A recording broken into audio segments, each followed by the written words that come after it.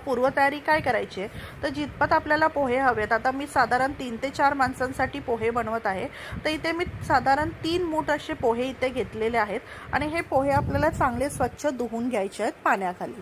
तर हे असे ओले करून आपल्याला पोहे बाजूला ठेवून द्यायचे आहेत। आता आपण पोहे कांदे पोहे जे आहेत ते आपण फोडणीला घालूया। त्यासाठी कढई घेतलेली आहे, तेल ओतलेलं आहे।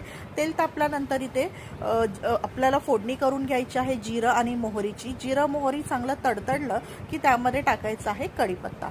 कढीपत्ता टाकल्यानंतर आपण जी मिरची चिरून घेतली होती हिरवी मिरची तीही फोडणीला घातलेली आहे आणि लगोलग इथे आपल्याला कांदा टाकायचा आहे। आता कांदा चांगला मऊसूत होईपर्यंत आपल्याला हा तेलावरती परतून घ्यायचा आहे। कांदा चांगला छानपैकी भाजला गेला पाहिजे।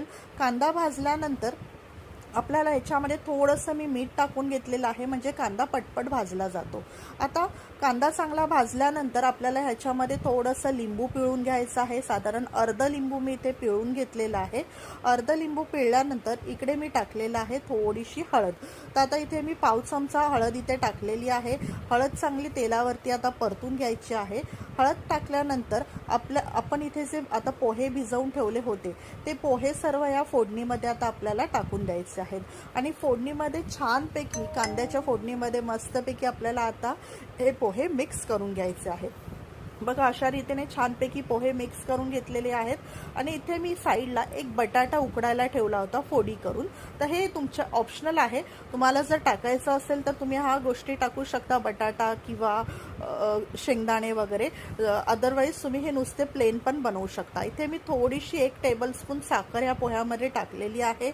पोहे छानपैकी परतून घ्यायचे आहेत। आता ह्याच्यावरती थोडंसं पाणी शिंपडायचं आहे। साधारण एक 4 ते 5 टेबलस्पून मी ते पाणी शिंपडून घेतलं होतं आणि आता बारीक करून एक 3 ते 4 मिनिटं आपल्याला ह्या पोह्याला वाफ देऊन द्यायची आहे, जेणेकरून हे वाफ दिल्यानंतर हे पोहे छानपैकी मऊसूत असे होतात पोहे। तर आता बघा हे पोहे आता छान आपले तयार झालेले आहेत। आपण हे जे शेंगदाणे घेतले होते हे मी साईडला तळून घेतले, कारण की हे फोडणीत मी तळण्यासाठी विसरली होती, तर मी हे साईडला तळून घेतलेले आहे शेंगदाणे। हे तळलेले शेंगदाणे आहेत। शेंगदाणे हे शेवटी टाकलेले आहेत, कारण की त्याचा क्रंचीनेस हा मी शेवटी टाकला, त्याच्यामुळे क्रंचीनेस हा छानपैकी राहतो। तुम्ही जर आधी शेंगदाणे टाकले तर त्या वाफेवरती थोडेसे शेंगदाणे नरम पडतात। तर बघा आपले पोहे आता मस्तपैकी तयार झालेले आहेत। एका प्लेटमध्ये मी ते सर्व करून घेतलेले आहेत। लिंबू जर तुम्हाला आवश्यक असेल तर तुम्ही वरतून अजूनही लिंबू पिळू शकता।